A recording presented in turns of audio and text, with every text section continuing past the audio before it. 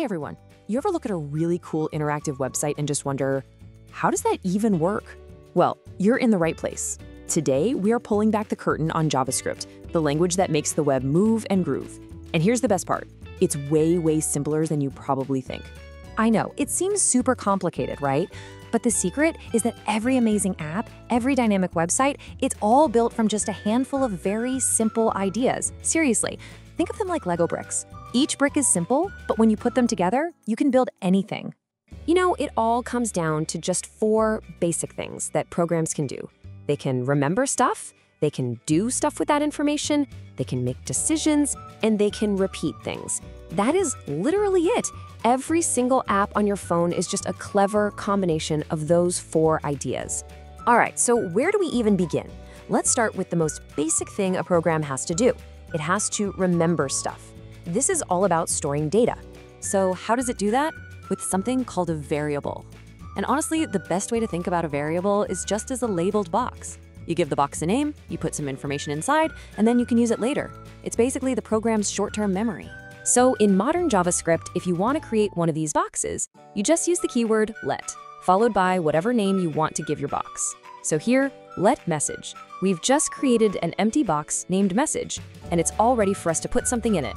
Now, you can't just name your box anything you want. Just like English, JavaScript has its own grammar rules. For instance, you can't start a name with a number, and it's also case sensitive, which is a big one.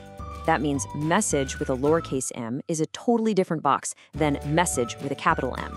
You've also got options. Sometimes you want a box where you can swap out what's inside later on. For that, you use let. But other times, you're storing something that should never, ever change, like maybe your date of birth. For that, you use const. It's kind of like sealing the box shut. One's flexible, the other's permanent. Okay, cool. So we've got our boxes, we're storing data, but it's kind of boring, right? It's just sitting there. Now we need to actually do things with that data. It's trying to learn the verbs of our code. I mean, seriously, what's the point of storing all this info if you can't do anything with it? This is where programming stops being just about storage and starts getting really powerful. And the way we do things is with a function. You can think of a function like a recipe or maybe a little mini machine.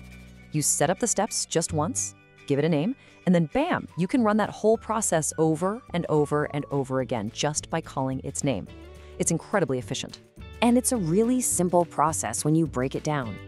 First, you define what the function is supposed to do, like add 2 numbers together. Then you give it the specific data it needs to work with.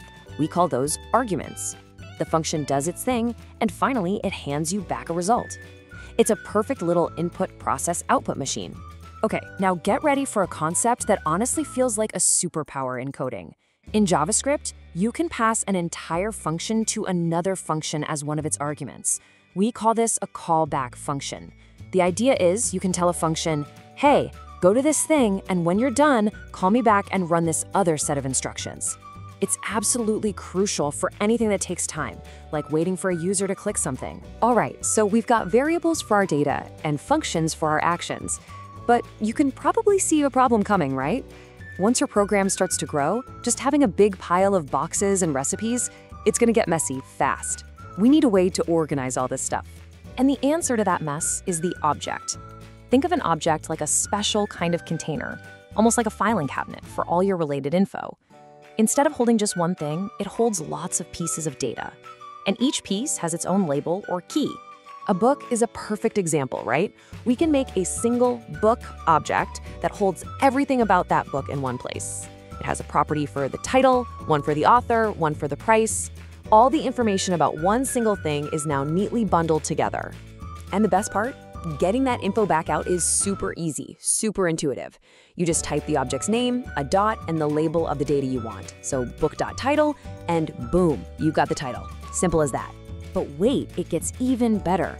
What if we could put our recipes, our functions, inside the filing cabinet too? Well, you can. Objects don't just hold data, they can hold actions. When a function lives inside an object, we just give it a special name, a method. So a car object could have its very own go method.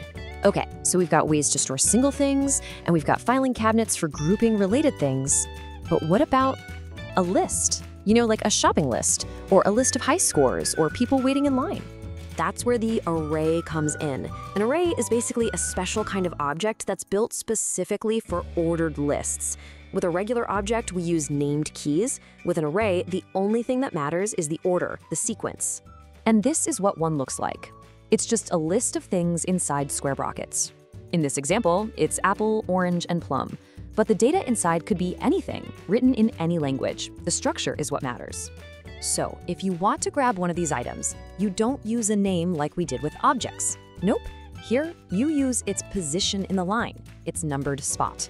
We call that its index. And this right here is the one thing, the single most important thing you have to remember about arrays in JavaScript. And honestly, in most programming, counting, it starts at 0. The first item isn't number 1, it's at index 0. The second item is at index 1. It gets everyone at first, but trust me, once it clicks, you're golden. And that's really it. Let's just quickly recap the whole toolkit we just built. We have variables to hold our data, we have functions to do stuff, we have objects to group related things together, and we have arrays to handle ordered lists. Those are the 4 fundamental Lego bricks of pretty much everything you see on the web. You know, every single social media feed you scroll through, every video you stream, every interactive map you use, it's all just these 4 simple ideas, mixed and matched in really clever ways.